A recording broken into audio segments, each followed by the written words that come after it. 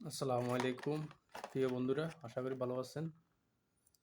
এটা হচ্ছে হেডফোনের চার্জার আর কি। তো হেডফোনের চার্জার আমার রুমের পাশে একটা দোকান আছে। আমরা মূল বাজার থেকে 2-3 মিনিটের দূরে আছি।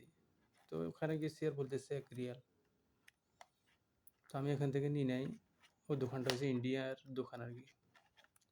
তো আমি বাজারে চলে গেছি। বাজারে গেছি আর এই ইয়েটা আপনার 500 পয়সা নিয়েছে। অলরেডি মানে বাংলাদেশের প্রায় 150 টাকার উপরে।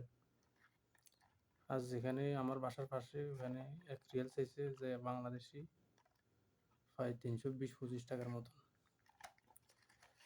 তা আমার কথা হইলো মানে শুধু কাল এটা না, আমি ইন্ডিয়ার কয়েকটা দোকানে গেছি, মানে আরেকটা জিনিস কিনছি।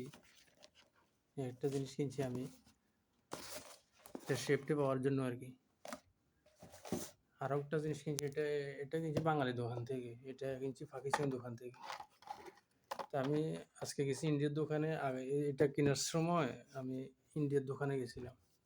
তো এই জিনিসটা আমি বাংলাদেশের দোকান থেকে লইছি 4 রিয়াল নাকি 5 রিয়াল নিছি।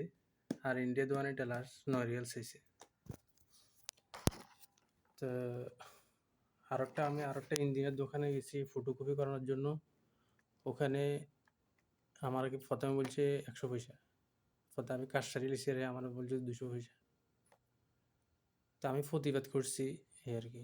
যাই হোক, প্রতিবাদ করতেও আপনারা যাচাই করতে হবে, ঠিক আছে? আপনি একই মাল কেন অন্য দোকানে মনে করেন 10 টাকা বা 5 টাকা বা তার চেয়েও ডবল কেন বেশি দিবেন?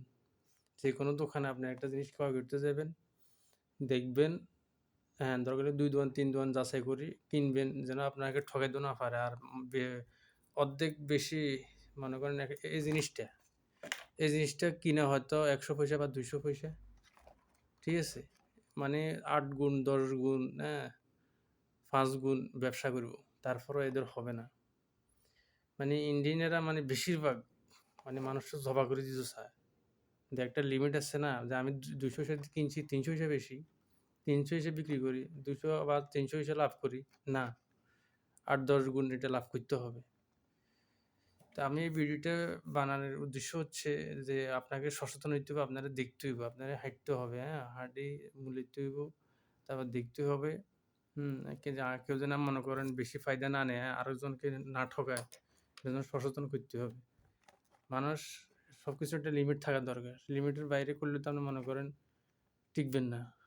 তো ঠিক আছে, ধন্যবাদ সকলকে। আসসালামু আলাইকুম।